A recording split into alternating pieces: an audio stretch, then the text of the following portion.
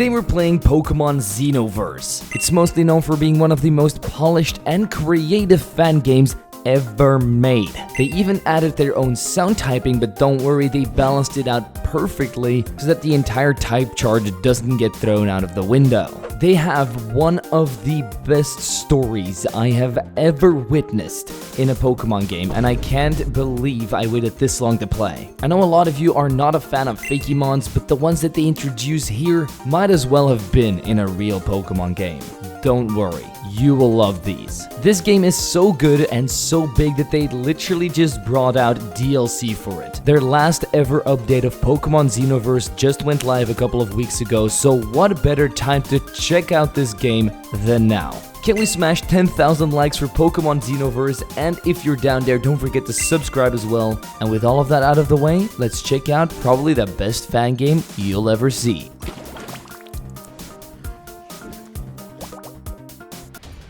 Just see how this game starts and tell me I'm wrong. It's literally like an anime opening. What more do you want? Here we get introduced to some of the main cast as well as the starter Pokemon, but I don't want to spoil too much of the bat, so let's just jump right into the story, where we see our dad, whose name is Versal, in the hospital as we're about to be born. Like any man that's about to become a father, he's pretty stressed out about it. He then gets to guess whether his baby is going to be a boy or a girl, and of course his guess is going to be right, because we'll be a boy. He celebrates our birth together with Clover, who is our mom, and they pick my name, which is going to be Zwiggojr. Then 5 years pass and we've been growing up in a very joyful family, and my father decides to show me some of the world out there as he's going to take me to Nova Ranch. We have a real father-son bonding moment as we check out every single spot around our house and even stop by the grave of my grandfather and of course Versal's father. But then something really eerie happens. We hear a terrible explosion and go and investigate. We find 3 Pokeballs just sitting there in the middle of nowhere. A grass, water, and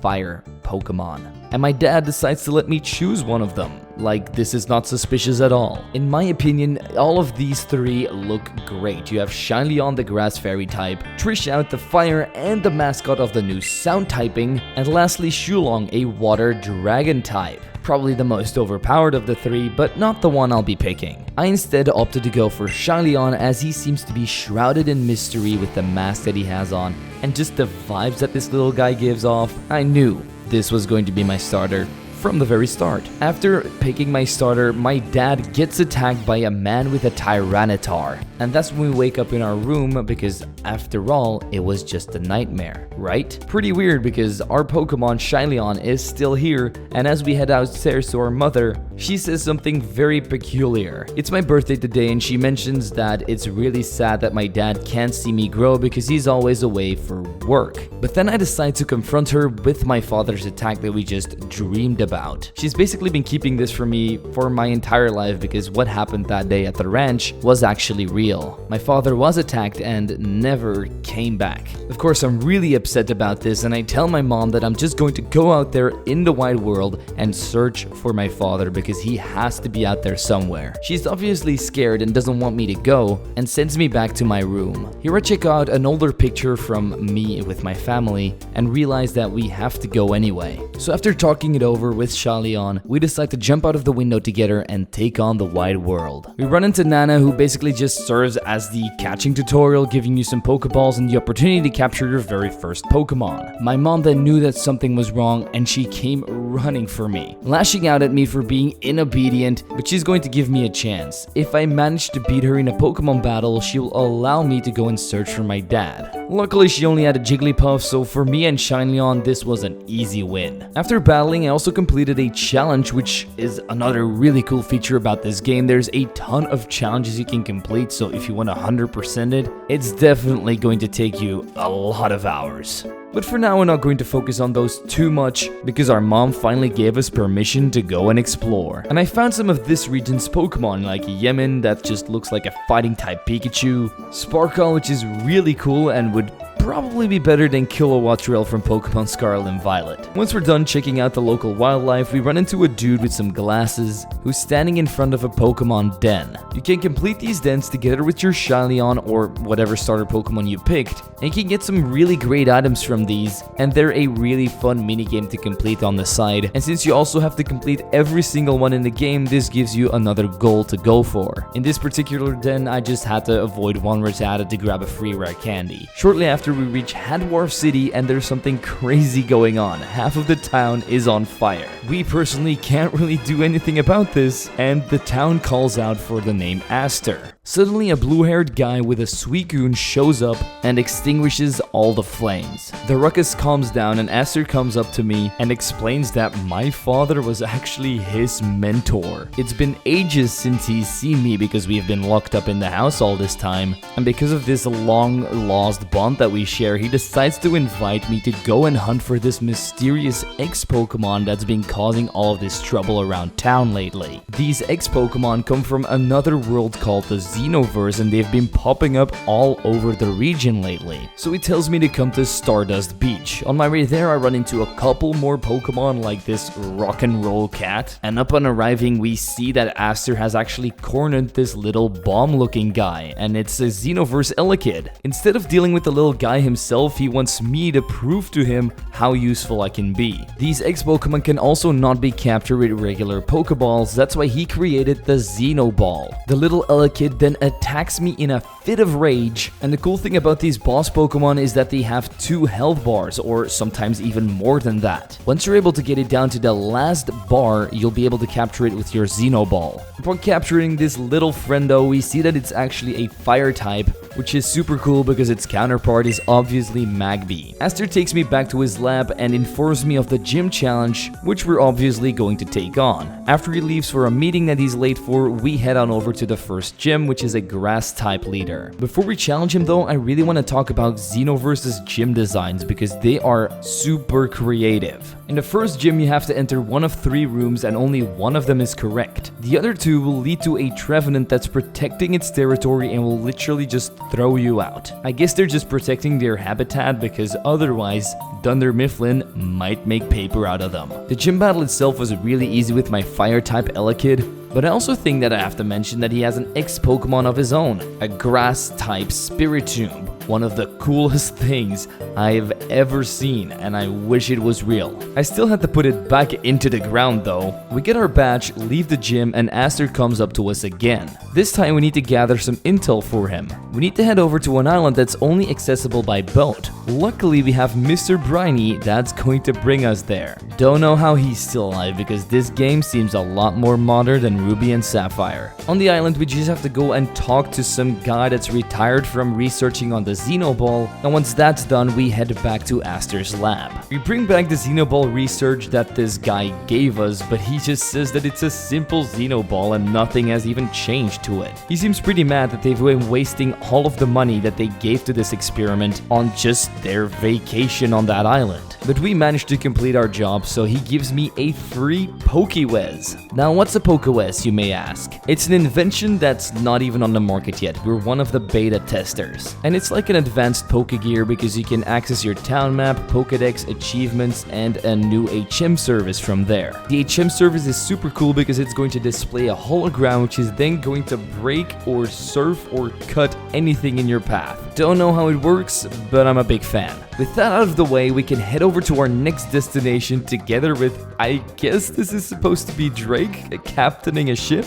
And can I just say that I love all of the sprites when everybody's talking. It just adds so much more atmosphere to a game, which is something that pulls me in right away. We entered the SS Command and talked to a guy named Marlon, who is basically like a traveling salesman. He kind of works like the Kecleon shop from Mystery Dungeon where you can steal a rare candy from him, but if you try to do that, he's going going to battle you. If you then manage to beat him in said battle, he will give you a very useful item. But also always check his shop because he has some great items. Oh yeah, and his team also always just consists of a Kecleon and the Xenoverse Meowth, who's super ugly by the way. I'm trying to reach the captain's quarters, but before we can even enter, we get stopped by a random guy. His name's Taraxo, and he's been hearing a lot about me from his friend Aster. He gives me a secret potion which we have to go and give to the captain because otherwise he gets seasick. But as we give this thing to the captain, a school of Sharpedo attacks the boat. Another attack happens, the screen goes black, the ship sinks, and we wake up on a random beach. We steal some more stuff from Marlin, and we enter the nearby forest, which is lit up with torches and has all of these weird statues standing around. We also find a Porygon PC which you can use to heal up your Pokemon for a fee, or you can access your boxes. These will be scattered around the region so you can change up your team if you're not close to a town or city, or sometimes heal up in front of important boss fights. In this forest I also grabbed a Nunville, which is a literal nun Pokemon, and could definitely be a reference to that one horror movie. Upon exiting the forest, we find a Lapras stranded at the beach, so we help it out and it decides to take me on its back. It brings me to the Shipwreck and we enter a room there where all of the Sharpedo are gathered together, but in the middle is a weird looking one. It's clearly an X-Pokemon, a ghost water type. I absolutely love the look of this. It's like a zombie Sharpedo that has 6 eyes. I don't know how they made the brutal Pokemon look even more menacing, but I'm capturing this. It might have hit like a truck, but our grass type was able to hold us at bay, so we could just throw one Xeno ball and add Hook to the team. Taraxo also seems to be on the ship, but is really surprised to see me here. He was expecting an X-Pokemon to be behind all of this, so he came to investigate. He's still on the ship because he and his Alakazam managed to teleport all of the crew out of this ship before it sank. But before we talk any further, he puts us back to safety. He teleports me back to his house in Polaris Town where we can rest up, but he also explains to me that he's the one that created the Porygon machines you see all around the region. After resting up and leaving the house, we have to help out a kid. He was having a snowball fight with his Hikilo in the Zero Cave. Hikilo is a Pokemon, obviously, and 2 people took it away by force, so we have to go and get it back. So after completing some ice puzzles, beating the 2 little kids up, and grabbing the little wolf Pokemon back, the kid decides to thank me with a Perseum H, which is basically the Rock Smash TM, which we needed to progress. As we're going to our next destination, I grab a Blindgrim, a Steel Poison type, and we also completed another Pokemon Den with Shyleon, which was basically just some ice puzzles to grab the Razor Claw. We also grab Reindeer, which could be one of Santa's little helpers, and do yet another Pokemon Den where we just have to talk to these little ice pieces, and once we manage to find the right one, we get the item, but if we don't, we get thrown out by a Berkmite. The amount of charm this game has is just so lovely, and believe me, it'll only get better from here on. We make our way through the routes and reach Neutron City, where we also have our very first encounter with the evil team. They're basically a bunch of robots, and they're harassing this pink-haired girl. She asks me for my help, so of course we're going to do that, and after winning the double battle with her, we find out that the guys that we've just been fighting are Dimension Grunts. They have a mission on this campus and they won't leave until they've completed it, is what they say as they're leaving. Pokemon villains never cease to surprise me. Anyway, this girl's name is Alice, and she will serve as kind of your rival, following you around, battling you, but also helping you out in sticky situations. And she has the cutest Pikachu to ever exist, a pink one, so I'm guessing it's a fairy type. Of course, it's also an X-Pokemon. As it turns out, Alice here has come from a very far destination just to come and see this school's library, but all of the students, or at least most of them, have been held captive there by Team Dimension. Upon leaving, this girl starts hitting on me, but that's not what we're here for. We're gonna have to play the alpha male and save everybody. We head straight for the library and see 2 big admin guys standing there. They seem to be robots as well and are probably counterparts from what I can see. They kind of remind me of Daft Punk a bit, to be completely honest with you, but the only thing they really do is argue with each other. Upon having a not so friendly conversation with these 2, a random guy enters the party. His name's Ginger and he's Neutron City's gym leader. also the jock on campus. He and his boys tell this bunch of goons to leave before they beat them up. He even comes at me and calls me haircut. Don't know what's wrong with my hair, but I think I look pretty damn cool. But I'll let this one slide because he doesn't know me yet. We decide to take on the Dimension Surgeons together.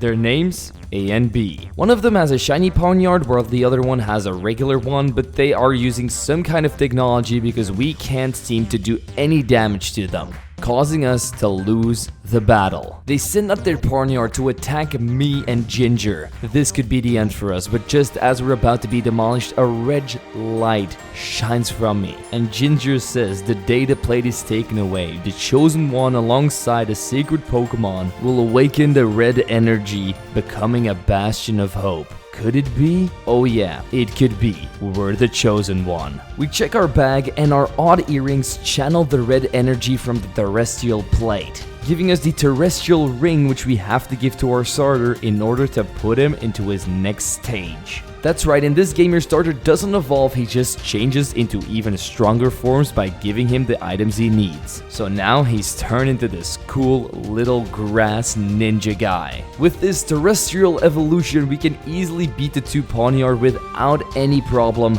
and save the library from the dimension attack. Not that it matters because apparently they managed to get their job done even though we have no idea what they did. Ginger wants to see this power once again in his gym challenge, so that's what we'll be doing next. We learn a couple of moves from the move reminder to buff up our team a bit, say hello to the Grand Bull mascot, who must be super hot in that suit. And just before entering the gym, Alice runs into us again. She heard what happened in the library and wanted to challenge me to see how strong we really were, but she wasn't prepared for my poison type Blindgrim.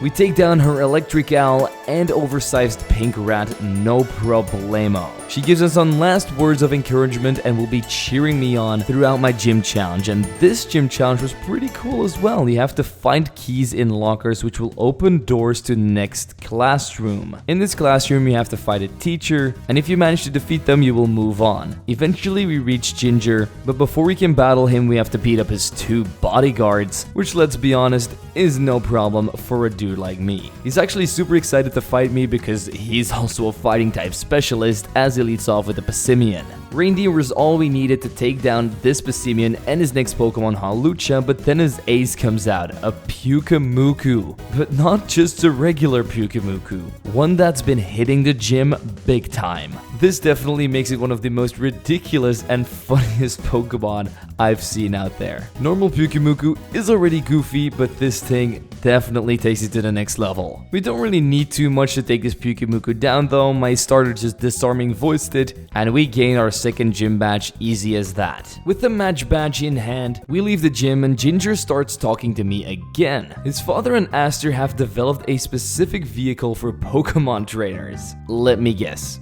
It's a bike? I was wrong, it's actually a board, and I'm not gonna lie, I didn't really use it. Then it cuts to a guy standing on top of the gym. He looks a little bit like a cyborg and, might I say, Genos from One Punch Man. He's talking about how this red energy will soon be his, but he's going to have to take it away from me by force. For now though, we're going to just continue our journey and talk to Rob the Fisherman, who lets you play a little fishing minigame, which I guess you could use to get some encounters, but I left it alone for now. We then try to leave Stellato town, but before we can do that, the cyborg decides to confront me. He mentions the A and B robot thing that we did in the library and introduces himself as Trey, and his partner is Saybolt. He wants to know how strong we really are right now and challenges me with his one Pokemon. Obviously he's not strong enough as my starter takes out his. After the battle he says not bad but definitely not good enough, nope, and then just disappears.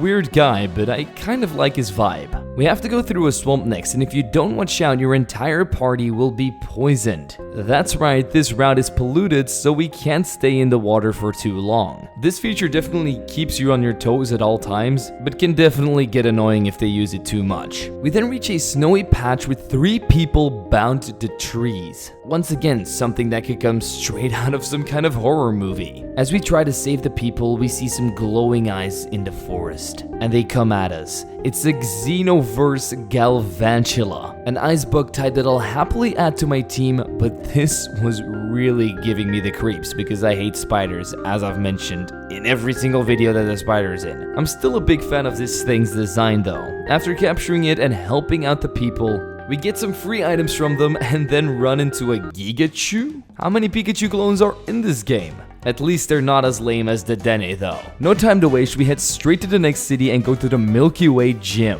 which is just a big castle from like a fairy tale, Shrek 2 kind of stuff. The gyms have not been disappointing at all today. And yep, they also have fairy types as their specialization. Before we can challenge the gym leader herself, we have to complete a couple of trials. First up, the Trial of Fire.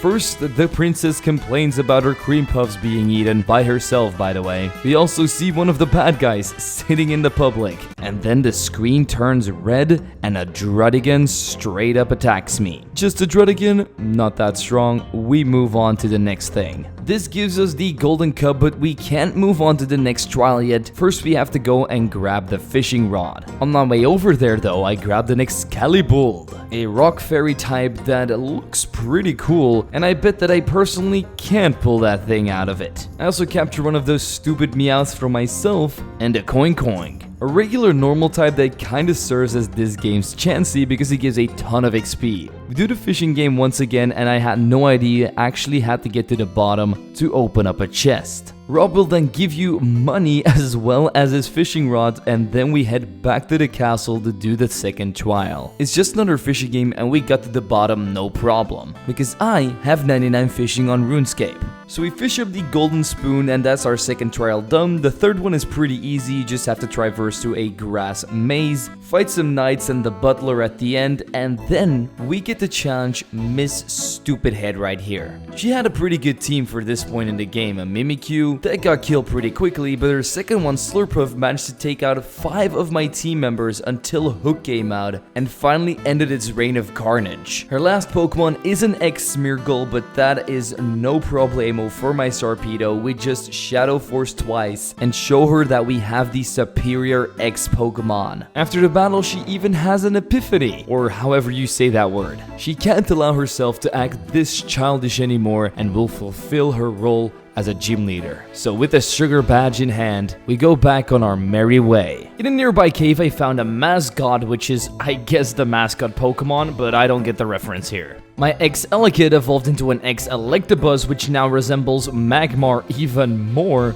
This could honestly be Magmar fused with Electabuzz if I was playing Infinite Fusion. Ishtar City was our next destination, and this is by far my favorite location in this game. It's a town based on old Egypt, but there's something wrong. There's berries everywhere. And when I say everywhere, I mean everywhere. The people also act really strange, like they're brainwashed or something. After looking around some more, I finally found a person that wasn't crazy. He was even shouting at these people to act normal and listen to him and stop gathering all of these berries. His name is Joel, and he explains to me that a Pokemon has put a spell over the entire town, brainwashing them and ordering them to bring him berries. Because of this, the gym leader is also trapped in her very own gym, which is a pyramid, by the way. Kind of like grave robbers that try to steal the king's treasure and get stuck in the pyramids forever. Upon arriving at the gym, we see a huge pile of berries blocking the way, and on top of the pyramid is a Xenoverse Gengar. And this guy can actually talk. The reason why he can talk, he's been studying this town for ages now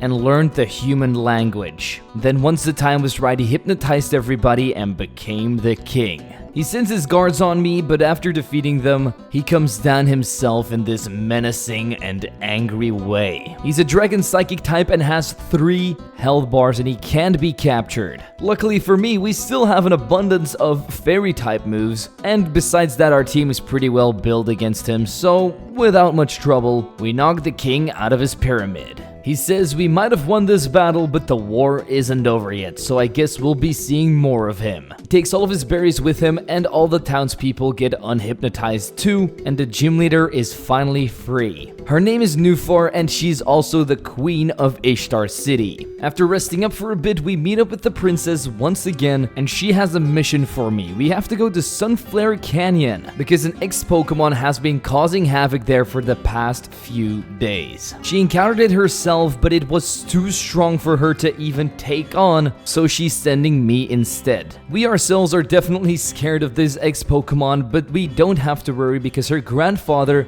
whose name is Abraham, will help us tap into our hidden potential. I guess we're just going to have to find out what our hidden power type is. So she sends me over to Fort Bell Town, where he should be at the moment. She also gives me the HM for strength, and then it's time for some hiking, going through caves and mountains, and finding a certain Pokemon that looks kind of like a Hariyama Heracross fusion, and I love it. We managed to get over to Abraham's place, but one of his soldiers informs me that he's not home right now. He's training on top of Mount Starburst. So we prove ourselves by defeating his guard and head over there, because Mount Starburst is actually a really dangerous place with a ton of lava in it. And wouldn't it be a shame if a 10-year-old fell in there? Outside of the mountain, it's a harsh, snowy landscape, and we get attacked by a Sasquatch, one of my favorite fakemon ever. Just look how cool this guy is. I'd love to go skiing with him. With that amazing encounter out of the way, it's time for a new one. At the top of Mount Starburst, we find Abraham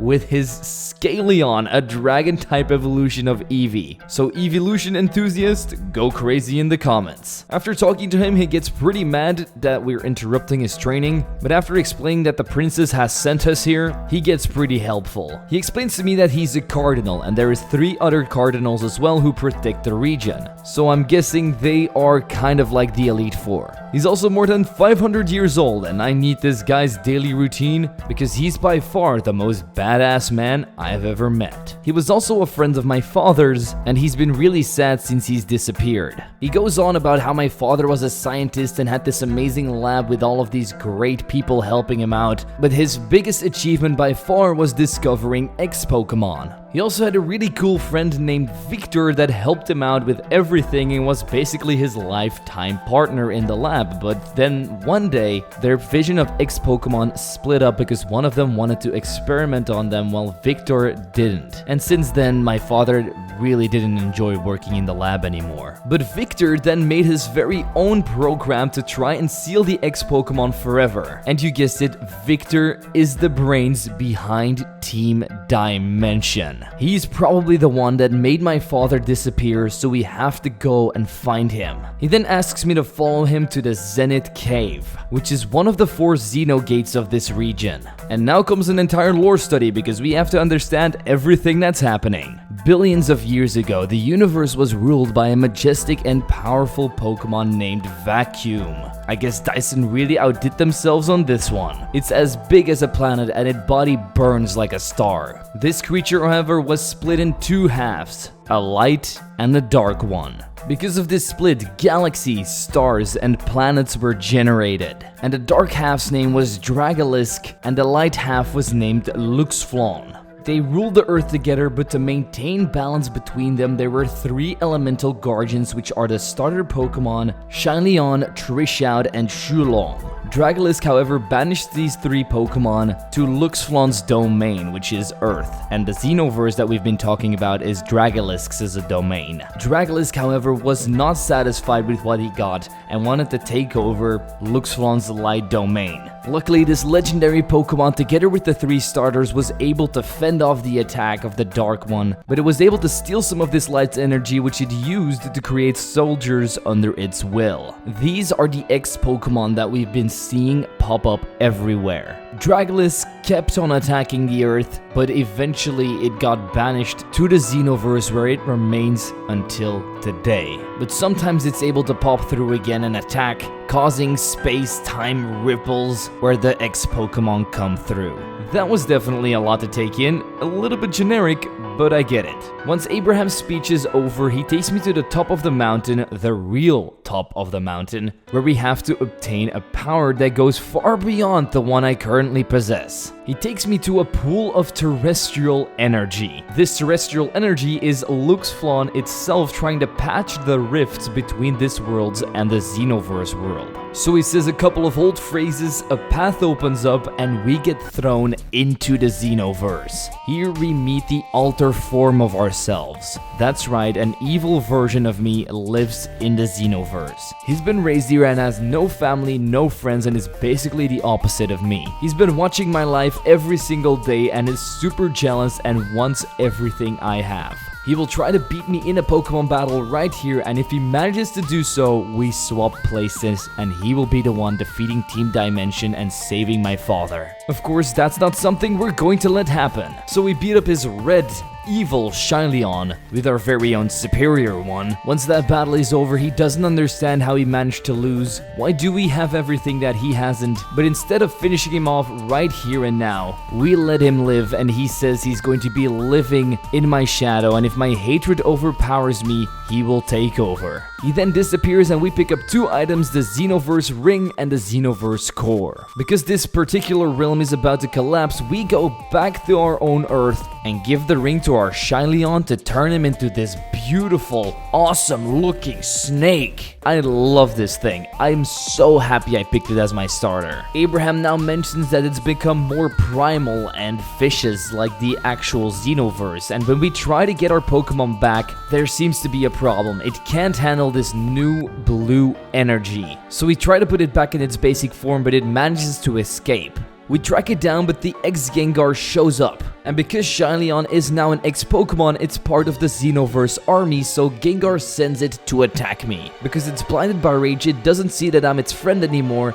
and just straight up crushes me. This thing is super strong. Because it's been trained by me and has 3 health bars and super strong moves, I had to bring out my own ex-Pokemon Electabuzz to calm it down. Gengar is furious that his plan has once again not worked, but Shyleon does love me again. He leaves once again, saying that one day he'll get his revenge. Abraham gives us one last gift before we leave with Shyleon's newfound power, and that's the ability to fly, on a Scaleon of all Pokemon. Before that, we do some more evolutions. We evolve Excalibur into Medieval, and this game also has its very own Pepper Pokemon that's way cooler than Capsicid and Scovillain. And believe it or not, the second evolution is actually called Scovile. We reach Ishtar again and talk to the princess in front of her pyramid. She's super stoked that everything went well and invites me in for some of the hardest challenges that we've had to face. We literally have to go through a booby-trapped pyramid explained by people that have Yamask masks as heads, which by the way look absolutely awesome, but the first trial we have to face is just walk on the right tiles. Once you get through that one, we have to teleport by using unknowns, and you probably have to spell some kind of word with this, but I just randomly went through until I got to the end, because I love bashing my head into a wall until something works. The last trial is a bit weird. You have to talk to Alolan Exegutors, and if you talk to the right one, they send you to a tomb. In this tomb, there are 3 Koffagrigus chests. In one of the 3 chests will be orbs, and once you manage to get all 3 of them, you can put them in Clamperls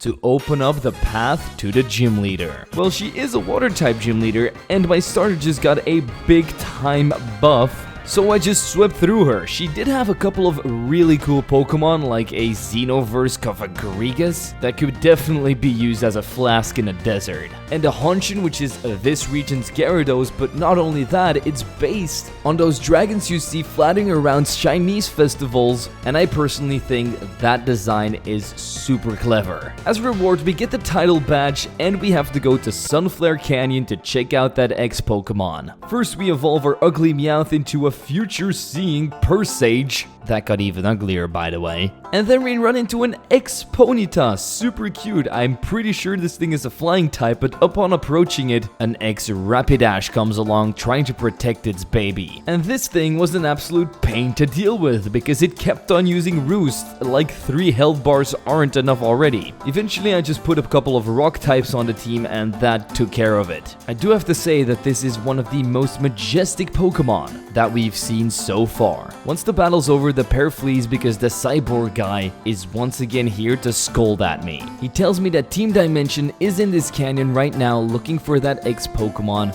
doing research on this, and the reason why he knows this is because he's actually working together with Team Dimension even though he doesn't really want to. But I guess they share a common goal and that's why he's doing it. He's not gonna try and stop me if we meddle with Team Dimension's plans because he honestly couldn't care less. He leaves me alone. We capture some more Pokemon like Vroombug that reminds me a bit of Varoom and Revavroom, but then the bug form. My Blingrim evolves into a Blingrudge, basically an oversized Beyblade. We run into Team Dimension and they've already captured the Ponyta, which is of course going to anger the Rapidash. We also meet another admin. Her name is Dahlia and she's clearly provoking the Rapidash, which is probably not that great of an idea considering how strong it is. Once we step into the picture though, she decides to order Rapidash to attack me. The Rapidash knows I'm not a threat, but she has to do it to protect her child and gets so mad that she turns into an electric storm Pokemon. A super badass transformation, but one that I am personally really scared of. Dahlia goes mad with power and sends the thing straight my way. This thing was even harder to beat than the last form. I had to use Sleep Cheese as well as Confusion Cheese so that I could freely attack her. The problem is not that this thing can heal up with Roost because it doesn't have Roost anymore, but it just hits like a truck, which is great because it also looks like it could definitely stop a truck in its tracks. With the combined power of my entire team and a little bit of overleveling, I do get through, and Dahlia scolds its Rapidash for being so disappointing. Dahlia gets really scared in her shoes once she sees the power of me and Rapidash and orders her team to leave. So the two get reunited, they then both thank me for my help and vanish in a flash. We climb through the canyon, eventually leaving it, but at the end, we see Team Xenoverse arguing with Trey. Trey is once again not obeying orders from his superior and says that he's not a dog on his leash. We join the party and Dahlia instructs A and B to grab us by force and take us to their HQ. As it turns out though, Trey has always been like a son to Victor, the boss of Team Dimension. As they hit that sensitive note, Trey asks me to team up with him to defeat A and B. They still only have their two Bisharps and that is that. I do think it's pretty cool that they still have the shiny one, but because Trey's Sableye has also turned into his next form, this was a piece of cake. A and B flee the scene and Rapidash comes up to us. They also seem to have taken quite a liking on both me and Trey, so Ponyta decides to join my side and Rapidash is going to be traveling with Trey. They could be amazing assets to both of our teams, so we're really happy with this. We say our goodbyes and enter West Star City, a gloomy town where everybody's super sad and honestly a really scary vibe is just hanging around everywhere. It's based on a ghost desert town from back in the day, which I'm a big fan of. After doing some looking around, we evolve our Ponyta into Rapidash. The way that its ability works is once it goes below half health, it turns into that amazing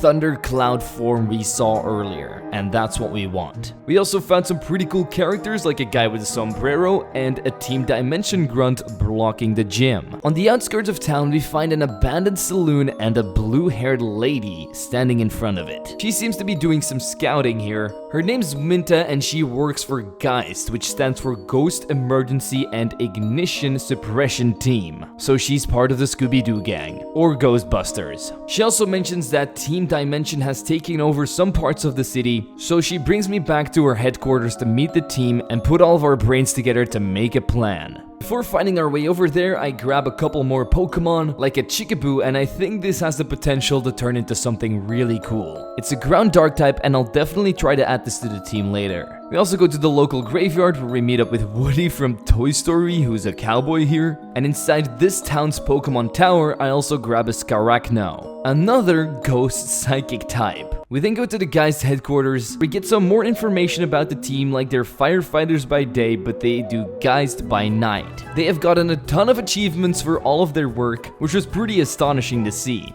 Then we meet the rest of the crew. Buster the Blastoise with a scar on his eye. A real badass. But he's not a regular Blastoise, he has artificial cannons because his cannons got broken in a fight with some thugs. They were made by Chrysler, the team's brain. And he even added a vacuum function to it so that they can suck up ghosts. I really hope they don't put other stuff in his cannons though. We then head over to the storage room where we meet up with Salem, a bad boy. And he just acts like a dickhead. He thinks he's all that and doesn't really seem to think about other people all that much. Leave him alone because he's not that interesting of a character, and head to their sleeping quarters. Here we get introduced to Will, a real scaredy cat, scared of everything. So I guess this guy is kind of like Shaggy, when he's only using 0.001% of his power. He has no confidence at all and is really shy, but he's trying to help out the team. The last member of the team is Chrysler, the brains behind everything, and his design definitely reminds me of Sophocles from Pokemon Sun and Moon. He already knows everything about me because Minta left her transceiver on, but there's no more time for chit chat because the city is in great danger. So he calls the entire team together. He explains that there's a weird ectoplasmic energy around the saloon, and if we hadn't gone up to Minta, she would now be a prisoner there. Because of our strong aura, the ectoplasm field disappeared, but the Pokemon that caused all of this is probably still in the saloon, so we have to go and capture it Ghostbuster style. So we investigate the Wild Bull Saloon together. This building is now totally ruined, but a couple of years ago, this used to be the main attraction of Westar City. What happened to it? A lot of people thought this place was haunted, and I guess all of those superstitions came true. Chempo was the name of the owner of this bar, and he also used to be the bartender here. They had a lot of fun times here together, but obviously all fun things must come to an end. Me and the squad go searching for clues together, and I managed to find 4 saloon keys in the adjacent rooms. Once we found the last key, we go back to the main bar and see that one of our guys is being possessed by a ghost. It's the hotshot Salem. Chrysler has a plan, however. He decides to swap places with Salem, but that doesn't turn out fine because his helmet is not protecting him and he also gets possessed. The only way that we can snap him out of this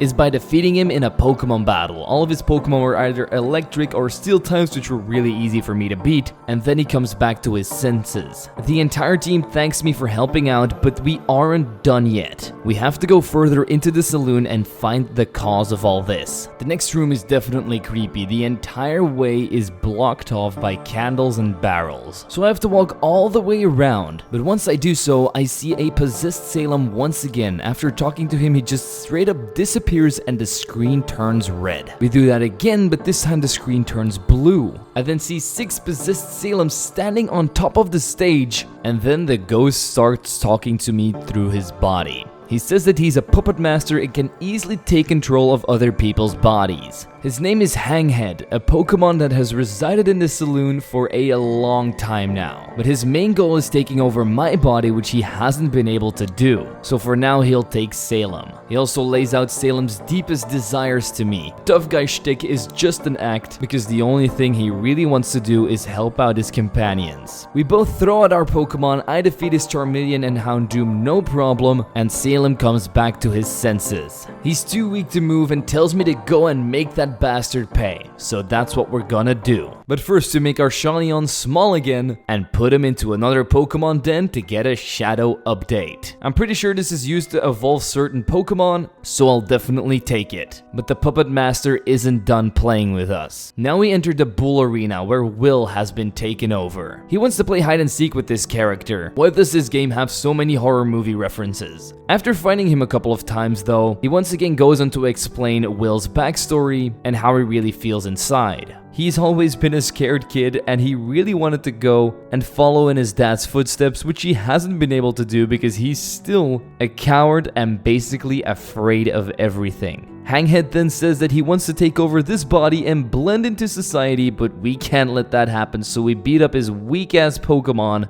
and move on to the roof where Buster has been taken over. I thought this thing could only take over people. Why is Blastoise acting like this? But he's actually controlling 2 bodies at the same time time right now, because Minta also doesn't have a say anymore. He can even make Blastoise talk now, and the only reason he can control these two bodies at the same time is because they share such a deep bond. This is the end of the line. We enter a battle with Buster, and my Sharpedo just head smashes it a couple of times. Hanghead, however, isn't going to give up so easily because he's still controlling both of the bodies. But then the entire crew shows up together and we attack simultaneously to force out the Hanghead and free Buster and Minta. The crew then make a crucial decision to let Hanghead live so that we can choose to either defeat or capture it. Because I think it's a pretty cool Pokemon, I decided to add it to my roster, although I'll probably not use it too much. We go back to HQ and learn that Chrysler has made a device that will attract and shut down any remaining Team Dimension bots. So he activates it, the guy from the gym comes over, and he now doesn't have any free will anymore. And maybe eventually we'll find a way that will help us to defeat Team Dimension. We say our goodbyes to the crew, evolve our non-Pokemon into a priest, and enter the 5th gym, which is called the Purgatory, or in Spanish, El Purgatorio. Here we obviously have to complete some more challenges, and the further you get into this game, the better they get. There's a couple of inmates here, like Ochoa, the keeper from Mexico, who says 2 steps forwards, 2 to the right, 5 uppers, and finally 3 to the left. And then Sephirina, who says go straight, so I'm guessing I'm going to have to follow a path here. After following their instructions, I found a secret tunnel under a rock leading me into the next room. Here we see statues of Entei, Raikou, Suicune, and Gengar, but also a ton of stuff that seems to lead into a Critique City. So I entered a Critique City in a machine, which opened up the next room, and this was just like the gym puzzle of Morty, going through an invisible field, and at the end you have to talk to a Litwick to open the final door. Here there's really not that much to do, just talk to a couple of things, you get your last pass, and the cell doors will open. But there is a problem, the cellmates will follow you, knock you out, and go into town, wreaking havoc there. But this is also part of the gym challenge, so you have to go and find them and bring them back to jail. Once that's done, you can finally face the sheriff. His name's Casper, and he's my favorite gym leader by far, a way cooler cowboy than Clay. He specializes in ghost types and has a ton of cool Pokemon on his team, like a ghost-typed Cacturn that's now been turned into a sheriff with his very own cowboy hat, and Scarphosmo, an abomination of a Pokemon with Lycanroc legs, Golduck arms, Zubat wings, and a Machamp torso. This is definitely Frankenstein's Pokemon. Scoville and Shyleon definitely carried this battle, and our reindeer evolves into Rain Dingo, going from the cutest thing ever to a homeless man? And it has the defeatist ability. Definitely not something I'm gonna be keeping. We grab our despair badge and leave this ghostly town because I'm in need of a change of scenery. But first I grab my own Frankenstein monster and evolve Pekebone into Rexquium, an edgy bird, but definitely something that could be the Grim Reaper. This will be a Pokemon that I'll keep till the end. The only way out of this town is by train, and the train has been taken over by, you guessed it, Team Dimension. So we have to go and save the people, which kind of reminds me of the Demon Slayer movie. After talking to Drake the conductor, and he mentions a man that had a gaze which froze his blood veins. I'm guessing that's going to be Victor. So let's board the train and see what he looks like. Once we jump aboard, we see a familiar face. Alice jumps in right after us. I didn't even see her outside, so she must be as fast as Sonic. She heard that the train was being hijacked and hightailed it over here because she knew we were gonna be here. A little bit of stalker vibes, but I'll take the extra help. Upon defeating all of the grunts, Aster joins us too. His Pokemon are terrified of some kind of overwhelming power in the next wagon. So we muster up all of our courage and barge in together. And in the middle of the wagon, behind a line of grunts, is a guy playing piano, asking me if I like his tunes. Personally, not a big fan of the Root Sandstorm, but you do you, man. Aster immediately recognizes him as Victor. He talks down of us like he's some sort of king. The reason why he took this train is because he needed a lift to Torado Village. And this train's speed is just what he needed. There's something there that piqued his interest because of my father's studies. But not only that, he's also captured that ex-Gengar and imprisoned it in some kind of electrical field together with his Team Dimension grunts. He kindly asks asks us to leave the train, but I decide to throw out Shyleon for a battle. He throws out his Tyranitar, and that's when I recognize it. It's the same Tyranitar that stole my dad from me all those years ago. Flashbacks and all start going through my head, and I transform into my alter version. My two friends try to calm me down, but it's no use, and my Shyleon is also being engulfed by all of my hatred and rage. This almost causes the train to explode, but luckily Aster is able to throw out his Mega Suicune, but we don't get to see it as he freezes the entire train. But Victor has fled. We're about to look for him, but my friends try to hold me off. That's when A and B enter the room, and Alice and Aster have to hold them back while I go and search for Victor. Further in the train, we also find the Gengar barrier unscathed. That means it must be super strong. But we also find a ladder going on top of the train, and that's where Victor has been waiting for me. He says that this is the place where we can unleash the full potential of our power, but just as we're about to start the battle,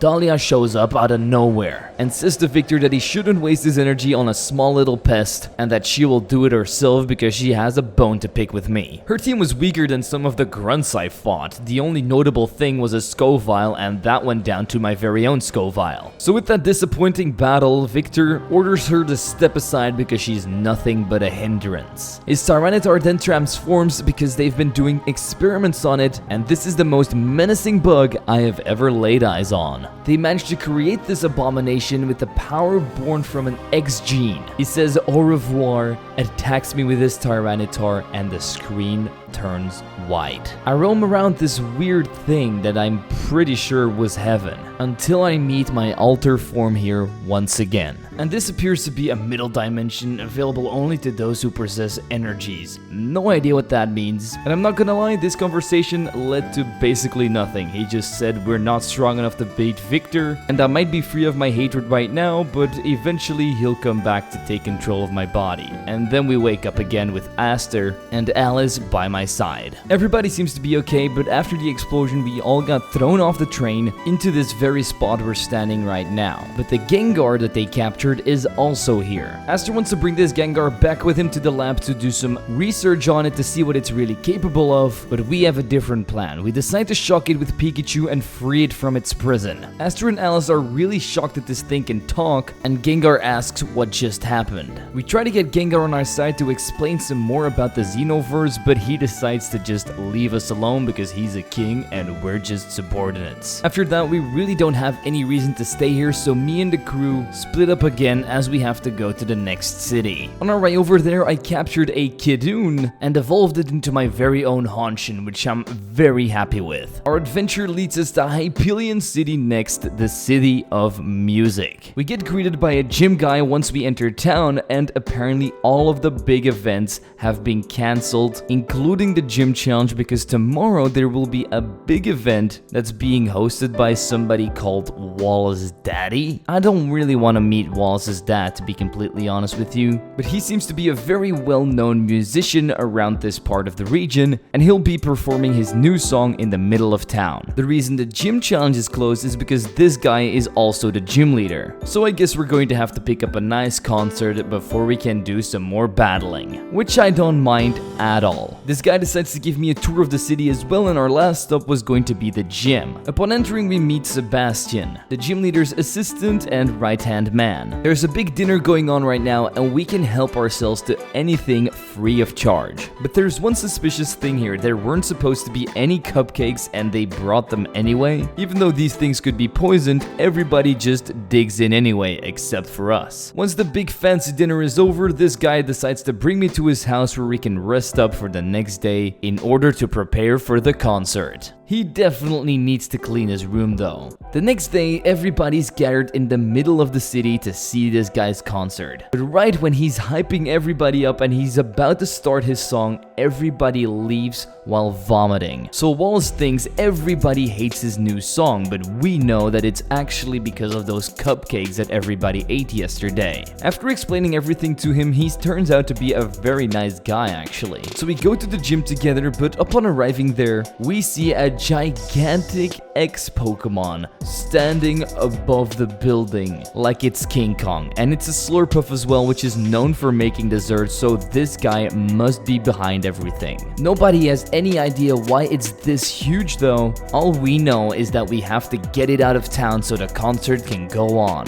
Gym leader, his assistant, and me head upstairs to confront the giant Slurpuff. As some backup, they called up Geist as well, but they don't know that these guys only deal with fires and ghost type Pokemon, which means they will be useless here. Don't get me wrong, it's great to see these guys again, but they're definitely not the greatest Pokemon battlers. They also have a new companion called Revolver, which was the guy from Team Dimension they managed to steal away from the gym. They managed to turn him into a weapon, which is great for us. So they try to charge all of their weapons and fire it at this big boy, but of course, it's not working because it's a poison type, not a ghost type. A Slurpuff then blows away all of my friends, so it's up to me to try and take it down. Since it's a poison type and my starter is 4 times weak to it, we're going to be in for a teeny tiny bit of a hard one. Luckily, Rexcrion was able to put in a giant portion of work with Earthquakes before going down too, and then my Psychic Ghost type Scarphasmo just finished it off by setting up some Calm Minds and taking it down with Psychic. After we defeat the big monster, it suddenly turns small again. Still no idea why it became so big in the first place, but apparently it had something to do with the sweets that all of the people ate and the energy he got out of that. Just when Wallace is about to kick it, it starts crying and then he starts to feel bad. He calms it down and finds out that it actually loves his music, so he's going to take it as one of his partner Pokemon. And that's another story with a great ending. After that, it cures all of the citizens with its clear smog. With all of that shenanigans out of the way, Wallace invites me for his gym challenge. And because he's a famous musician, he's going to be our very first sound type user. His gym is actually really cool. At the start, you can scan an Instagram QR code that will take you to his Instagram page, where you'll find some hints to get through his gym. First, you have to use the Strength HM to get through a crowd of people, and at the end, you'll have to face an entire band. Once you defeat all of them, you get a ticket to go to the next floor, where you have to dance on a dance floor in a certain pattern. After that, you can challenge the DJ, and he will give you another card to go to the last floor. That's the recording room where you first have to beat up his assistant before entering his very own trophy room. Upon entering the battle, we see that he has an Arbok, a Noivern, a Scravroom, which is an actual motorcycle, his Slurpuff that he just added to the team, and a Pyroar. I don't really see how Arbok is a sound type or Pyroar, but I guess I'll take it. Sound types are weak to Electric and Dragon type moves, arguably one of the most memorable and exciting gym battles I've had, just because of the vibe that's hanging around. I actually felt like I was talking to a celebrity when playing through this game, which is something I've never really gotten before. We get the beat badge and his autograph, and get out of this amazing studio with tears in our eyes because we have to leave one of the best characters ever behind. Go to the local airport because we have to take a plane to go to our next destination, but Alice is here too and wants to show me how much she's improved since last time she battled me. Now she has a Harroke, which is an amazing regional bird. If I compare it to all the regional birds, this is probably my favorite.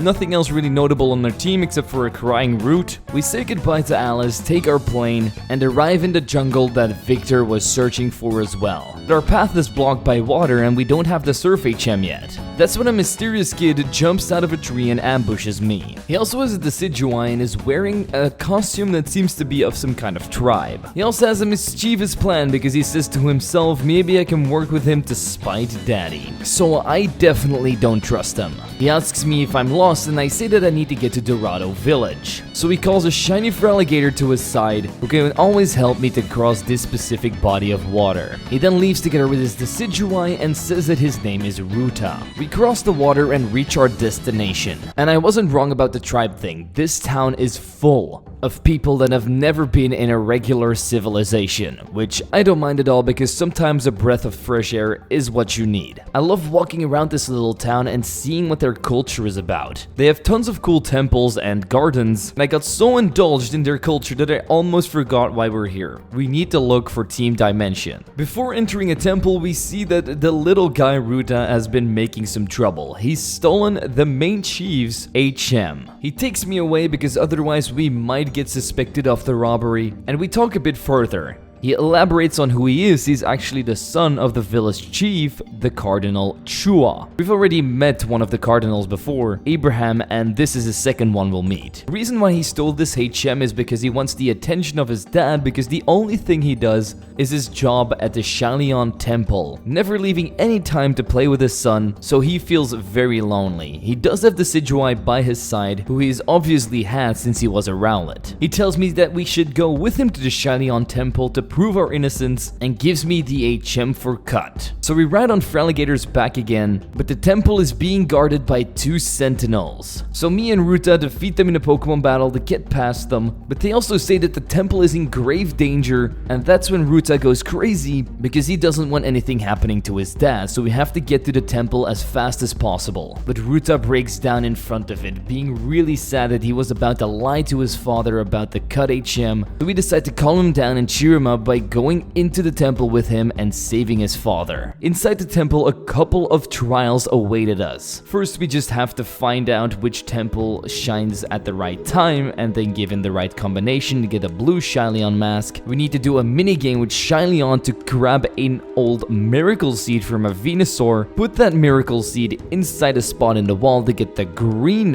Shyleon mask, and the red one wasn't too hard to get either. Once you get the 3 masks, you have to put them on the right pedestals to open up a door. This leads to the deepest part of the temple where normal the Cardinal would reside. However, this time it's Victor that's standing in front of us. He's already been here and gotten what he's came for. He and Ruta get into a fight, so the zwiggojr decides to attack Victor. He throws out his ex-Rose Raid, who slashes it down with just one hit of its sword. Luckily, he seems to be alright, no major injuries, and we have another bone to pick with Victor from the last time we saw him. He explains to me that he has hypnotized the Cardinal with this Rose Raid in order to open the Xeno gate that resides in this place. Right now, as we speak, Trey has entered the Xenoverse and is trying to get the energy, and there is absolutely nothing we can do about it because he's the second chosen one. But in order to stall us out, Victor throws his Rose Raid onto us, giving us another boss battle we have to handle. A sound poison type with a ton of health bars and a great design? Sign me up. I only needed my Scarphasmos Psychics to take this thing down. It wasn't as strong as he made it out to be. I guess the zwiggojr is just pretty weak. Once the battle's over, Trey comes back from the Xenoverse, but he doesn't seem to affected by it at all. He absorbed the power in his blue earrings just like I did in my red ones. I try to challenge him before they can leave, but Trey isn't having any of it because this fight it might make him go out of control. His Sabolt, however, has a different idea, as it jumps out of his Pokeball just like my Shyleon and they attack each other, and I get wiped out in just a single hit. He doesn't even think I deserve a battle with him right now, and they vanish without a scratch. We have other priorities right now, though. We have to check up on the Cardinal to see if he's alright. He comes up to us and seems to be very proud of his son for showing such courage. They're having an amazing father-son bonding moment, as the Cardinal is thanking him for bringing me here so that I could stop the Rose Raid. But we also explain everything about the cut HM, but he doesn't seem to be too mad about that. And after this is all over, he's going to take a nice long break so he can spend some time together with his son.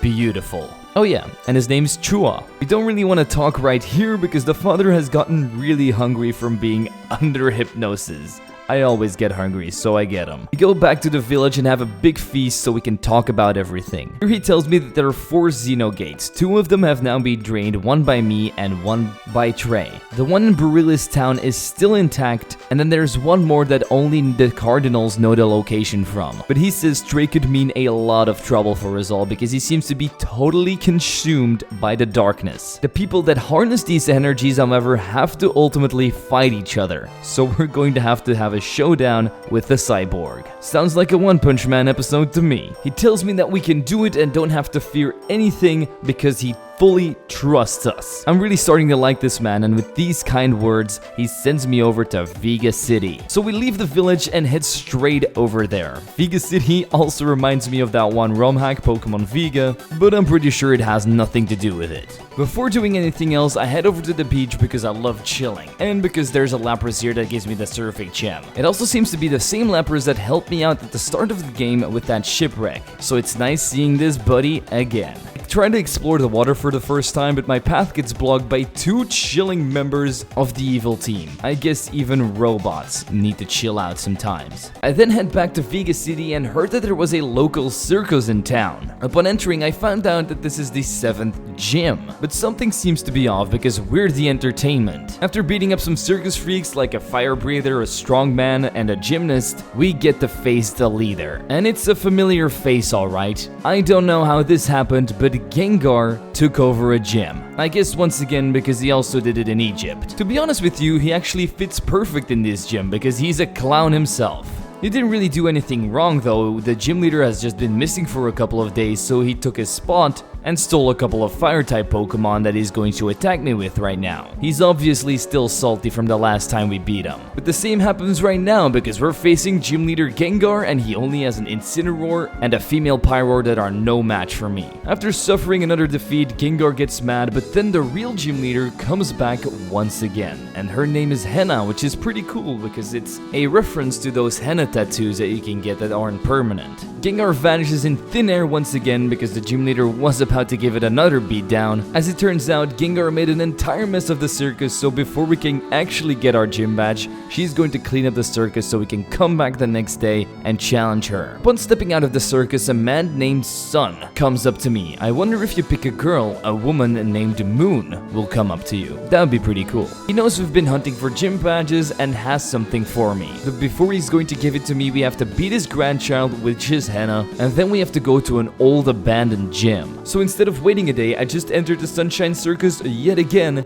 This time there was no trials at all and I could just face Henna. If it wasn't crystal clear already, she is obviously a fire-type user. Her team consisted of a regular Rapidash, a Goom Bear, that I guess is some kind of fusion between a gummy bear and Chinese food? Don't know what the relation to fire is there, but she also has an Incineroar, a Pyroar, and then the most creative, the best Pokemon ever, a Toxapex that's shaped like a circus. It doesn't get any better than this. I need this thing on the team. I sadly enough wasn't able to find one, but I would love to get it. If you've managed to get it this far into the video, let me know what your favorite Pokemon was, because there's a ton of great ones. Anyway, with Rexgrim's Earthquakes, we shook down her team and grabbed our brand badge. We then head over to the abandoned gym where Sun's waiting for me, and he has been holding up his word. He explains to me that there's actually no 8th gym in this region, which would technically mean we could never take on the Elite Four or Champion, but he knows where we can get another gym badge. The former 8th gym leader was actually the one that was running this gym that we're standing in front of,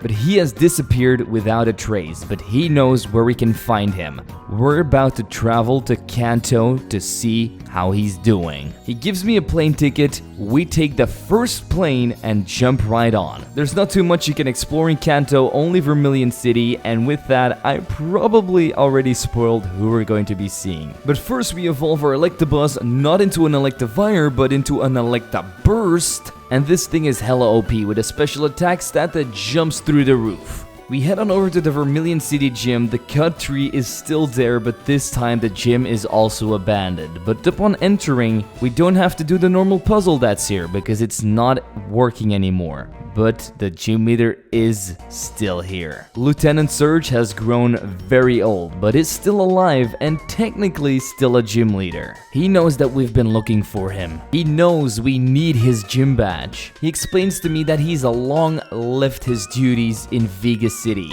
but he never stepped down as gym leader, so that means if you want 8 gym badges, you need to have a lot of courage and determination to get one. The fire of passion that burned in him so many years ago has long fizzled out, but he still has a desire to battle somewhere deep within him, and we're going to pull it out. He is a little bit different though, because he looks very old indeed, and has a robotic arm. I have to say, he still looks badass. A cool thing, he's also not an electric type gym leader anymore, he shifted to steel. I guess because his age made him very rusty. I literally one-shot every single one of his Pokemon with Scovile's flamethrower until his ex-Raichu came out, a super cool form that basically looks like a cyborg just like him. That's when I swapped into Electaburst and killed with Fire Blast and Flamethrower to end off my final gym battle and get the iconic Honor Badge, which is technically still a Thunder Badge but just rusted away. It tells me to get out of his face, but we decide to ask about his arm anyway. And that's when we get to know his entire backstory.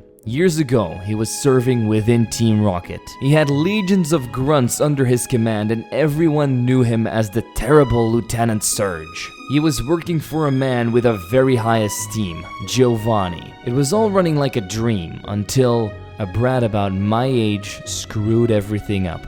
That man was Red. The boss had to dissolve the entire organization he set up and he found himself all alone. Just like that time during the war when all of his comrades got killed. However, there was still a passion burning in him. So he decided to join an army of a distant region that was recruiting soldiers. The war went on for way longer than he had expected, and his beloved Raichu got into a pickle with 3 Onyxes, and his electric type attacks weren't working. They got bombarded by rock type moves, and Lieutenant Surge lost his arm in the fight, but his Raichu was unrecognizable. His Raichu had basically died right there in front of him and he blacked out because of blood loss. However, someone rescued him, took care of them, and cursed him with this new robot arm. Those people were Team Dimension. The big boss offered him a role in his team. It would be like Team Rocket rising back from the ashes, but Lieutenant Surge refused because Team Rocket was done and over with without Giovanni. They, however, also did experiments on his Raichu to bring it back to life, but they had to add mechanical parts and they called it Artificial Specimen Zero. Surge didn't recognize his Raichu anymore, but he decided to take him with him and go back to his gym in Kanto. And ever since then, he's resided in this old shack like it's been his home. That was a pretty sad story that definitely hit me deep, and it just goes to show how much you can accomplish with familiar characters and a good backstory, because I absolutely love this Surge part, but it's time to leave the man alone. So after explaining my very own backstory about how I'm looking for my father who disappeared years ago, he wishes me the best luck in finding him. Since Team Dimensions are the ones that saved him, he also knows where their hideout is, so he decides to tell me. It's near his old gym in Vega City at the Eldeo Casino, right behind the poster, just like the Team Rocket hideout in the game corner. We thank Lieutenant Surge and get out of there. And the last sentence he says to himself is, "The apple doesn't fall far from the tree. Huh, Silver?" Probably hinting to Giovanni's son being the leader of Team Dimension. Now I can't wait to storm their hideout to see what this is all going to lead into. So we go back to Vega City and meet up with Aster and Alice, and I tell them everything that happened with Surge. We all head into the casino because this is a multiple man job. Inside we find a grunt standing in front of a poster, so we beat him up and get into the underground of Vega City. Or should I say the Vega sewers? It smells in here. Traverse our way through without any problems and reach the hole in the wall and finally enter the Dimension hideout. Trey is the first person we run into. And of course, he pretends like he was expecting me. He's here because he couldn't wait any longer to prove to him and everyone that he's stronger than me. He says he's going to make me fall before true strength. And even after all this, I still really like this character. So let's see what he has in store for me. Starting out with a Chima Ooze that immediately transforms into a bundle of mice? Makes me think of that one scene in Ratatouille where all the rats fall out of the ceiling. Anyway, Requiem one-shots it. His next Pokemon, Fatal, also falls to just one Bone Meringue. Skullfile scorches his Scizor, Honshin deals with his Rapidash, and since he still has this Rapidash on his team, I feel like he isn't fully consumed by hatred yet. My starter deals with a Requiem of his own, and lastly is his Sabolt, the fight we've all been waiting for. Obviously, I'd get destroyed if I didn't have Earth Power, which one-shots this really crazy beast, allowing me to win the battle and hopefully shake some sense into Trey. He doesn't know why all of this power doesn't have any effect on me, and asks me if I have gone through difficult obstacles myself that have made you and your Pokemon stronger. He then finally realizes that all of his emotions and his stance against everyone is nothing but childish behavior, and that won't won't get him anywhere. He calms down, Sabled also turns back into its normal form, and I think we've just made Trey our very good friend. He's going to try and learn from me because all of that power, without any control over it, is going to consume him. He's also super mad that he's helped out Team Dimension this much in their search for Xenoverse energy, and that's when Alice and Aster walk in. We introduce Trey to the both of them, and Trey is also going to help us out with defeating Team Dimension now. At first, they don't really trust Trey, but I make sure that they believe him, because I put all of my trust in this guy. This rocket is about to head to the moon, so we're jumping on and taking a ride with them. Upon entering, Trey decides to give us some special suits that will keep us alive in space. He doesn't have to wear one himself though, because he is in fact a cyborg. This suit is so top of the line that it doesn't even need a helm for you to breathe in space. Don't ask me how it works, but that's definitely big brain time in Trey's words. The reason why we're going to the moon is because the Xenoverse eclipse is happening right there. It's where the split between Luxflong and Dragalisk would have happened all of those years ago. Victor is trying to reach the Xenoverse from the moon to try and destroy it from the inside. But the only way we're going to be able to get to Victor is if we split up and seek out all of the officers of the Dimension team so we can get all of their passcodes to reach the end. So that's what we do. We all split up and I eventually find my way back to Trey, who's standing in front of a capsule with a person or a silhouette in it. And the worst thing ever has happened. It starts talking to us but doesn't sound like A and B at all. They managed to combine both of them to create one masterpiece of a robot, and his name is now Sergeant S. Trey decides to take this guy on by himself, but there's something wrong. S starts up some kind of system that totally powers down Trey's electronics. So in order to save Trey, we're going to have to beat this guy to a pulp. Or should I say, a heap of scraps. He might be the buffest robot I've ever seen from his silhouette, but is that going to be enough to stop me in my tracks? I don't think so. He has a full steel type team with nothing really notable except for his Bisharp that looks like a Power Ranger robot. I'm guessing this is Mega Bisharp since they probably just combined both of theirs to create this, but I'm in love and I need this on my team. Despite being really cool, we did manage to sweep his entire team with Burst, causing him to shut down so that Trey comes back to his senses. The next gate should also be open, but Trey is going to stay here to try and get the device that S had to power him down. Maybe we can use it on all the other robots too. So we leave our new friend in the dust, do another Pokemon Den together with Shyleon to open up some more doors, which wasn't too hard. You just have to make sure the Magnemite don't spot you, and then bada bing bada boom, we open up another admin door, and there's Dahlia. She's just beaten Alice in a Pokemon battle, and now we're going to have to show her what a real trainer looks like. She doesn't really say anything useful despite being super cocky, so let's just get right into the beating. My Electabuzz easily takes care of her first two Pokemon, Vileplume and Vespiquen, but then she sends out a very cool version of Scoville, one that I personally wish I had, but I'm guessing this is one of those experiment Pokemon again. Why did the evil teams always get the really cool stuff while I'm stuck with an oversized Pepper? We do be scorching her own Scoville, and her last Pokemon Toxapex gets Giga Drained. Dahlia breaks down in front of us, saying, "How will I face my beloved one," which is Victor by the way, ever again, if I can't even take out these brats? But Alice gives her a good old speech about what love really is. At the end, she actually mentions that she knows all of this about love because of one special boy, but then the alarm goes off just before she can confess her love for me. But speaking of the alarm, it goes off when we're about to land on the moon, so we have to hurry. We go to the next room and Aster's already here confronting Victor. He's like, let Versal free and stop all of this nonsense, but Victor had a plan. He knew he was never going to be able to beat Aster in a Pokemon battle, so he sealed off this room with a special technology that would make anybody but his Pokeballs useless. I then jump into the room and Aster warns me that we can't use our Pokemon, but then Victor says that his trap only affects one single individual. He thinks Aster is a stronger trainer than me, that's why he put him aside so he can only challenge the weakling, which in his eyes is me. He's personally going to put an end to all of our meddling and succeed in Team Dimension's final plan. Luckily, Aster has my back because he says that he's absolutely underestimating me and that I will wipe the floor with him.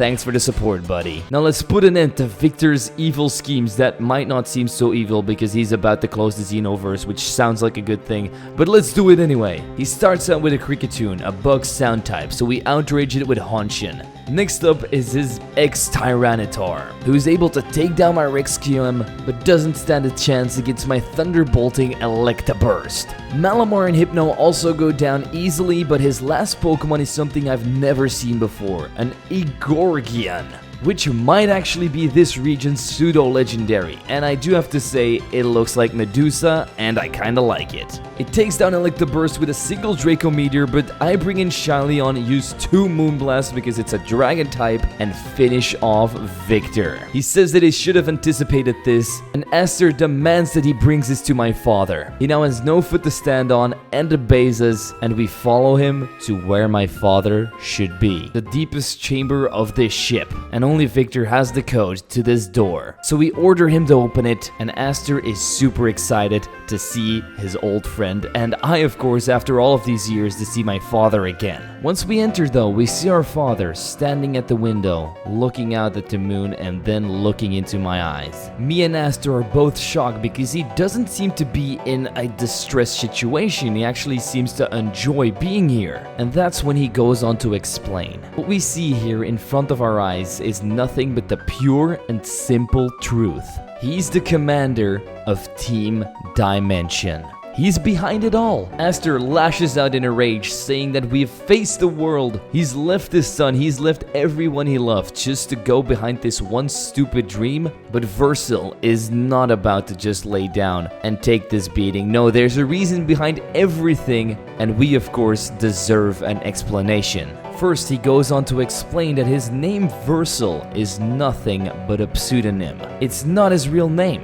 His real name is Silver from Johto, the son from Giovanni. Lieutenant Surge was right all along. But for it to be my father, the biggest plot twist I've ever seen. Or maybe you're just really smart and would have seen that Versil was actually Silver. He explains the entire reign of his father Giovanni, how he was this notorious crime boss that everybody worshipped him. But he never wanted to be associated with him, so following a suggestion given to a friend by him, he decided to change his life in a different region. Even our mom was in on it. Her real name is not Clover at all. My entire family has just been a lie. But technically he did all of this to protect me. He also goes on to explain how Giovanni died. He was killed by Dragalisk. That's right, Giovanni went out there in space to conquer new worlds, ran into Dragalisk, and it killed him. Silver thought that this big monster was also going to take away the rest of his family, so he knew he had to put a stop to it. That's why he created Team Dimension, that's why he started doing research on the Xenoverse, also he can stop this being of darkness from taking away everything he loves. Everything that built up to this point, the starter Pokemon, all of the Xenoverse gates, the Eclipse, he all did the research so that we could reach this moment and put a stop to Dragalisk once and for all. And the only way to open up the Xenoverse gate is by having the chosen one, which is me, open it up. But despite wanting to protect his family, he still decided to give me one of the starter Pokemon, send me on a journey to find him, just to come here and open this up for him so he can go and destroy the Xenoverse. Technically, this is not the worst thing ever, it's all done for the good of humanity, but he's abandoned everything he loved. And who knows, maybe destroying the Xenoverse will also destroy Earth. So without even knowing it himself, he's created a team just like his father and stepped right into his footsteps. The thing he wanted to avoid most. He then asks me for my starter Pokemon so that we can open up the Xeno Gate. He obviously apologized for everything he's done, but I'm too blinded by rage and turn into my alter form again. He then in true JoJo fashion says, "Oh,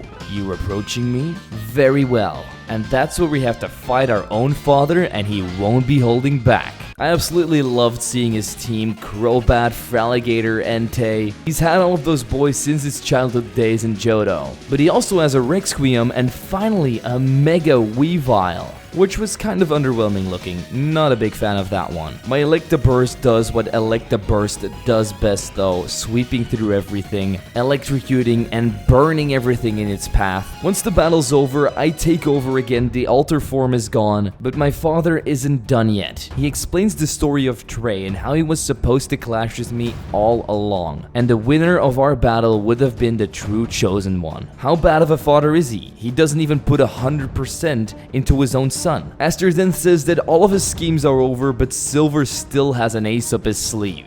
This is not over at all. This is where it begins. He places the two other starter Pokemon in their machines and then explains that the battle he just had with me was necessary because it unleashed my Pokemon's power so that he could freely open up the portal. He's about to jump in and says, if you try to hold me back, I'll have to act accordingly and force you to surrender. Well, how's he going to do that? By bringing out his father's strongest Pokemon, Mewtwo. It now has 4 arms and looks way stronger than before though. But why is this Mewtwo still alive? Shouldn't it have perished together with Giovanni while fighting Dragalisk? Nope, this is the one Pokemon that survived and was brought back to Earth. The only one Mewtwo still knew at Earth was Silver, the son of his trainer, so he returned to him. But Mewtwo was in a critical condition, so they were forced to make it undergo a further genetic mutation, creating Mewtwo X, the final weapon, whose power rivals the one of the gods. We're still not going to let him go though, but he jumps into the portal and orders Mewtwo to take me out and then come back to him.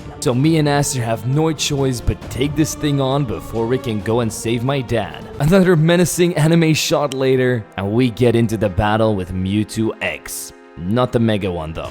This thing doesn't only look strong, it also has 5 health bars, insane stats, and moves that shred through everything. Honchin absolutely came in clutch in this fight, taking down 2 health bars with Outrage, but this Mewtwo also has Protein, meaning all of its moves are going to hit like stab moves. Electabuzz then took down the 3 remaining health bars, but only because I paralyzed the Mewtwo and it got fully paralyzed a couple of times in a row, giving me enough leeway to kill with one last Fire Blast. Mewtwo then flees the scene, and the rest of our crew come barging in. Trey told Alice everything, so we don't have to catch them up, we have to go after my father and save him. So we all jump into the portal together and enter the Xenoverse. Everything here is very glitchy, like actually glitchy, and it just doesn't seem like a safe environment to be in. The reason why it looks like this though is because Dragalisk despises life so much that it feeds on the life of its own planet. Versal stocks me up on supplies and we all head into the Xenoverse. I take my sweet time before I save my dad though, capturing an X-Spiritomb,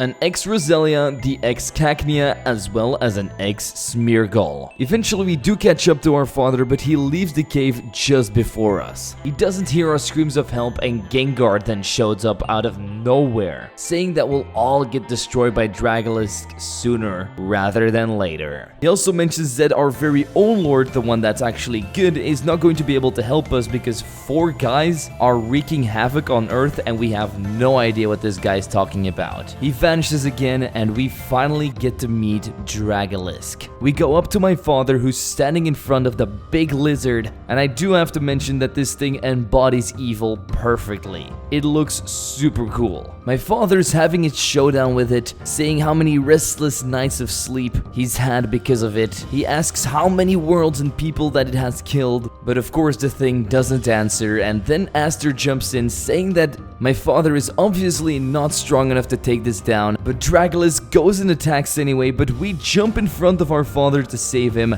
and decide to battle the big lizard. Here we can see it in all of its glory, the X on its lower body, the blue combined with the black and the orange makes for a very menacing opponent. But we're going to give it our all. At least that's what I'm trying, but every single one of my attacks miss, despite them having 100% accuracy, and we lose the battle. Just as Dragalisk is about to devour us all, a shining light projects over everything, and we know it's the light being that's going to protect Earth and all of its citizens. Luxflawn is here to save us from the depths of the Earth. And it definitely doesn't look like it could take on something like Dragalisk, but we all put our faith in this oversized deer. We then go through a battle sequence where Luxflon totally destroys Dragalisk in just a single hit, and then Gengar shows up and he's like, how did that damn Luxflon get here? He can't already have disposed of them, but no matter because Gengar is on the side of Dragalisk and he orders his own master to go and attack my deer, while Silver is telling Luxflon to just destroy its brother. But it doesn't seem to want to fight anymore, and that's when Gengar translates its language and says that Luxflon and Dragalisk will always be linked and that they can't destroy each other, because without light there will be no darkness, and of course the other way around. They can take out each other, however, but once one of them falls, the other one will follow shortly after, and that's not what any of them want. That's when Silver realizes once the Xenoverse will be destroyed, Earth will also no longer be there. With everybody off guard, Dragalisk takes control of my father, and we then get to battle Dragalisk ourselves without the restraints of missing every single one of our moves. You know, it has Void Star as an attack, which is super effective against me. I assumed this thing was Dragon type, but apparently it's not because my Moonblast barely does anything, and my starter goes down shortly after. I bring out Hunshin straight after, destroy 2 health bars with Outrage, and as I get confused, I swap it to Burst. I then found out that it's actually an Ice Ground type, so I hit 3 more flamethrowers,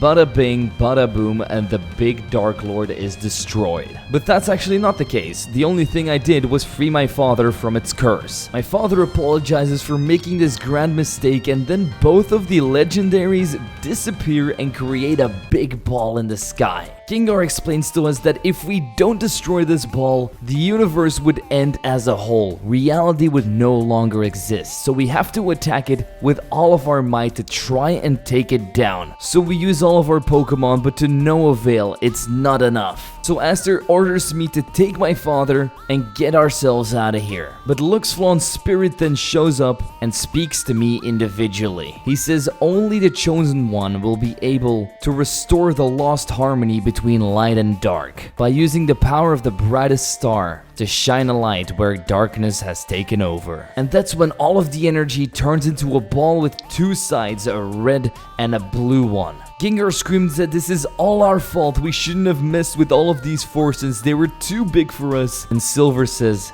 this is the end, nothing can save us anymore. All I wanted to do was protect you. And just as we think that it's all over, we get put into the middle dimension again with our alter self. And he says, so after all we've been through, we've accomplished nothing. But yet through all of the time we've spent together, I've almost managed to give a meaning to the existence of this guy, who was just made up out of nothing but a grudge. But now it's all over, and I have to admit, I had the time of my life with you, Zwigo. But something's happening. Shyleon is evolving? Oh snap, Dragalisk is about to get it. It changed into its final form, which is, I guess, some kind of amazing god turtle, and he learns the move Starburst, which I believe is pretty busted. With that, we snap out of it, throw out Shyleon, and fight against a big orb. I'm not gonna lie, this thing kind of reminds me of the ball form of the winged dragon of Ra. Funnily enough though, Shyleon wasn't even the Pokemon to give the final blow, it was Scarphasmo with his Psychic destroying the ball once and for all, hopefully saving the universe. And that's when my father says, per aspera ad astra, which means to face hardships and reach further heights and strength to reach the stars and beyond.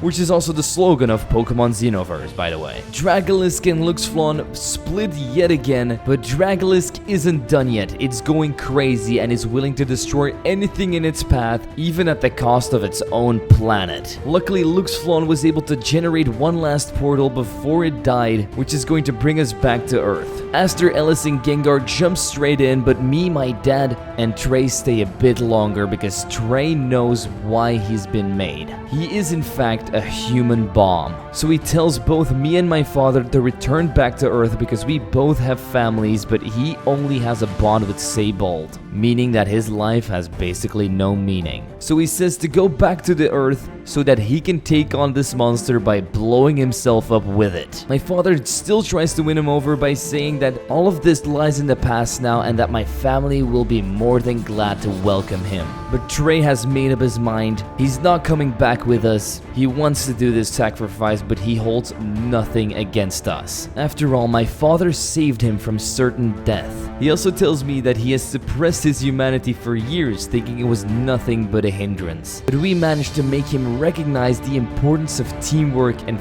friendship above everything else. He says that he's a filthy outcast of a cyborg with no emotions, but we've managed to make him feel more human than ever.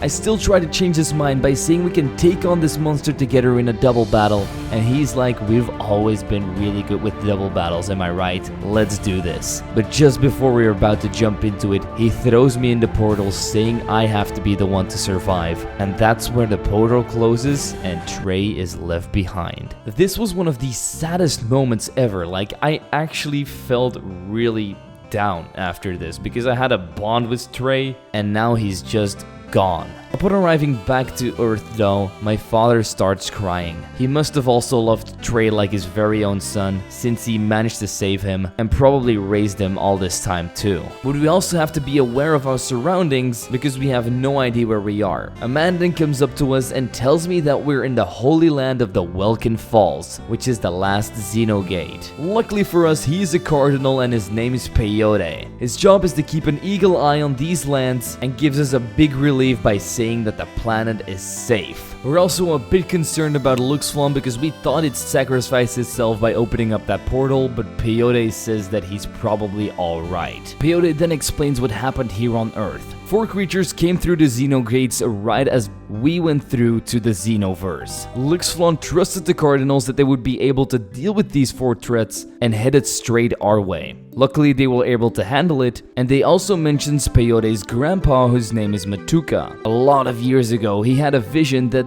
this day would come, hence why the 4 Xeno gates had to be guarded by the 4 Cardinals. Without him, this prophecy probably would have come true and the entire universe would have ended. Now that the prophecy has come true, the 4 Cardinals can go back to Mount Zodiac to form the Elite Four and Champion. So that's definitely where we'll be heading next. But of course, we first have to bring our father home and rest up a bit. A couple of weeks pass and we go down in our house, speaking to our mother and father about everything that's happened. Of course, we have forgiven our dad for everything he's done because he didn't do it with bad intent, but that's not the main reason why we're here. We just got an invitation from a very important man. So let's open it up and check what it's all about. You who are reading this letter have been appointed as the rightful chosen one whose duty will be to keep intact the balance between this world and the other. From up above it came to us the duty to test your skills for one last time to state once and for all whether you're worthy of facing the ultimate trial of Earth. You are therefore formally invited to join us on the highest peaks of Mount Zodiac. We will patiently await your arrival. Signed, the 4 Cardinals. So we waste no more time and head straight to Mount Zodiac, which kind of serves like this game's victory road. You go through a tough, rugged route, face mighty Pokemon, but also a ton of trainers, but no victory road is complete without having to face your rival. And that's what Alice thinks too. She wants one last battle with me before we go and put everything in motion. This wasn't really a notable battle though. She only added a Venusaur and a Wisteria to her team, which ultimately got crushed by my behemoths. After the battle though, she does have some important things to say. She thanks me for everything. Because of me, she realizes that she never has to give up. My energy, my charm, my love for Pokemon, I'm the example of a Pokemon trainer everybody should follow. Man, I love saving the world. I do it on a weekly basis, but hey, it's fine. She also has a huge surprise for me. When she checked her bag when we came back from the Xenoverse, she found another Pikachu, but this one was male, which is obviously the counterpart to hers. And she gives it to me as a token of gratitude. She also says that this is not the only reason she came here, but there's also something else she's been wanting to tell me. But just before she's about to say it, she says, never mind, good luck at the Pokemon League. I'm just glad my guy is the definition of Riz. I then decide to evolve Roselia into my very own Sound Poison type Roserade, and then we finally reach the first Cardinal, Chua. He gives me his biggest gratitude and challenges me to a battle of the Cardinals with one of the coolest loading screens ever. He specialized in psychic types with a Clay Doll, Sigilif, that ugly ass Persian, but also two really cool new Pokemon. An X-form of Tapu Fini that got scorched by Scoville's flamethrower, and also a Nebbiora. I still don't know what this thing is supposed to be, but it looks like an alien, so I sent out my alien killer and destroyed it with Giga Drain. The next Cardinal we faced was Neva, which I don't remember meeting, but just from looking at the environment, I can see that she's going to specialize in ice. An Evelok, a Beartic, a Sasquatch, which once again, great Pokemon, then a Rollrain, and finally a blue Tapu Lele. Personally, I was never the biggest fan of the Island Boys, but they definitely gave him a glow up in Xenoverse. However, her entire team was a sweep with Electabuzz, so we immediately went to the next Cardinal, Peyote. In his speech, he says, "Behold Grandpa, Peyote is ready to soar," hinting at flying types. Most of them got electrocuted out of the sky by Electabuzz, but I do have to note that this flying type Tapu Koko is just such a good and clean design. After Requiem cleared his last Pokemon Harrowk, we moved on to the last Cardinal, the one we met first, Abraham. Slowed in screen while challenging me, he's literally holding a tree. This man is unstoppable. Why didn't they send him to take out Dragalisk? Anyway, he's obviously specializing in dragon types with a Turtonator, Shyleon, Dragonite with the annoying multi-scale ability, Haxorus, and Tapu Bulu. A little bit of a letdown, it just looks like it's going to pierce you with those, I don't even know what they are, but I'm definitely glad I was able to take all of these Cardinals on to prove my worth so that we can move on to the top of the mountain, where one last challenge awaits us. And if you've been paying close attention, you know that there is only one guy that might be the strongest trainer of them all. Victor tried to seal off his Pokeballs, but he's here now. Aster, my good old friend. He's always been craving for the moment when me and him could have had a battle. And the universe wanted it to happen here, on the peak that dominates the whole Eldu region. So what are we waiting for? For once, the universe will have to watch. And that's when we start our battle. We are challenged by Lumen Aster. No idea what Lumen means, but I guess it's the equivalent of champion. And what better of a Pokemon to sweep with than the one that carried me through everything and saved the entire universe. That's right, I set up Calm Minds with Shyleon on his first Pokemon Meganium and struck it down with Starburst. Next to none was a Milomute, sadly enough not something I could have added to the team because I didn't find its evolution, but I'm still going to take it out with just a single Giga Drain to get my HP back. I then destroyed his Grandpa with Earth Power, whacked his very own Electabuzz with a not very effective Giga Drain, totally flexing on him. His second to last Pokemon is literally a piece of oregano called Grudaku, so we Earth Power and go into his last Pokemon, which is also his ace. We've seen a little glimpse of it on the train, but here it is, his Mega Suicune in all of its glory. I wish we could let it put up more of a fight, but this is way more fitting. Our god Pokemon Giga Drains and shows that we are the one and only chosen one. No one can stand in our way. Once the battle's over, Aster says his final words. "The first time I saw you fight against that Elekid, I thought you would have been able to accomplish any goal. Any obstacle you met did nothing but help you in your quest to become stronger and stronger. The gym leaders, the 4 Cardinals, and at last even Luxflon itself wanted to test your might. Well, I can finally say without the slightest hint of doubt that it was right all along.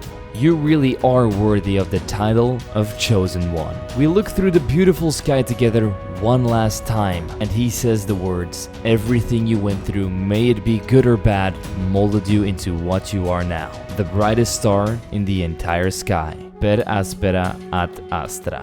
And that is the end of Pokemon Xenoverse. Boy, did this leave an amazing impression on me. It apparently has an amazing post-game and some DLC in it too, so depending on if you guys like this video, I would love to cover that as well. This is, however, the longest video I have ever made, almost 1 hour 45 minutes. It's like a movie, and running through this entire story and retelling it to all of you actually felt like a movie too. You have to try out this game if you haven't already. It's honestly a once-in-a-lifetime experience, and I hope that we can see even more fan games like it. I would love to thank the Xenoverse team for making such an amazing game, and I hope you guys will give them all the love they deserve. And with all of that out of the way, I'm going to end off the video by thanking the members and patrons as always, but also every single one of you for watching my videos every time I upload. It's really been a blast, and I can't wait to bring you even more. I've been zwiggojr, and I'll see you guys next time.